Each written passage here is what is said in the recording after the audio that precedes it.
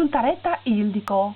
Bună tuturor persoanelor dornice să învețe să își construiască singure tipare de îmbrăcăminte personalizate. După cum observăm, corpurile umane diferă ca structură de la o persoană la alta. Am văzut deseori în magazine produse de îmbrăcăminte ce nu se încadrează nevoilor noastre din punct de vedere dimensional, coloristic sau estetic. Din acest motiv, m-am hotărât să inițiez un curs de proiectare a îmbrăcămintei, astfel încât să pot ajuta persoanele creative sau dornice să își confecționeze singure îmbrăcăminte pe corpul, pe dimensiunile lor.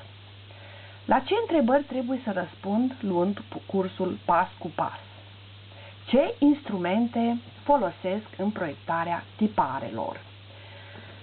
Mai întâi, creioane de toate culorile și cu vârfuri mai ascuțite sau mai deșite.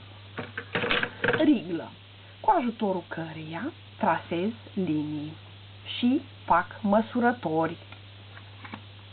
Florarul, instrumentul cu ajutorul căruia trasez linii curbe și anume în proiectarea tiparelor trasez răscroituri.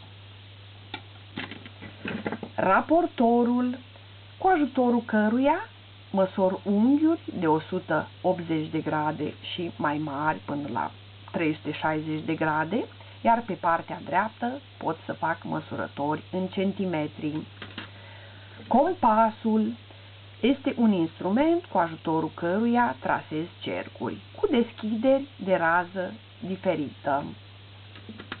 Echerul, cu acesta trasez linii drepte, pot să fac măsurători sau să măsor unghiuri. În cazul acesta, acest unghi este de 90 de grade, iar unghiurile acestea sunt de câte 45 de grade. Radiera, cu ajutorul căreia elimin defectele sau pot să mai folosesc o pastă albă pentru eliminarea altor defecte de scriere, bineînțeles. Foarfecele, cu ajutorul căruia voi tăia diferite tipare, voi modela anumite foi, col de hârtie, cartoane de diferite dimensiuni. În cazul meu, această coală de hârtie se numește A4 și pentru tipare de mărime mare vom folosi colile A0. Ascuțitoare, care chiar este necesară pentru ascuțirea creioanelor, și calculatorul, care îl folosim pentru calculul formulelor ce apar în cadrul tiparelor.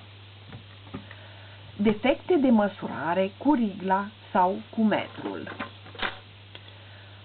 Această riglă, de exemplu, are un capăt nemarcat, negradat. Acest capăt nu se ia în considerare în măsurarea liniilor drepte. Întotdeauna măsurarea se face exact de la teșitura notată cu 0. Deci atenție mare la capătul riglei. Sunt rigle care sunt gradate corespunzător chiar din capăt. În acest caz, rigla nu este gradată chiar din capătul fizic al acesteia. Metrul de croitorie, am găsit un metru cu un defect și anume, el are 2 cm negradați. Gradarea începe de la o anumită distanță, deci de la 2 cm față de margine. În general, când facem măsurători pe corp, observăm sau din neatenție, vom face măsurătoarea aceasta ținând cont de capătul metrului. Deci nu este corect. Este o mare eroare. Pe acest motiv, vă sfătuiesc, dacă aveți metru de felul acesta, să îl tăiați din acest punct, să eliminăm partea negradată, deci eventualele măsurători incorecte.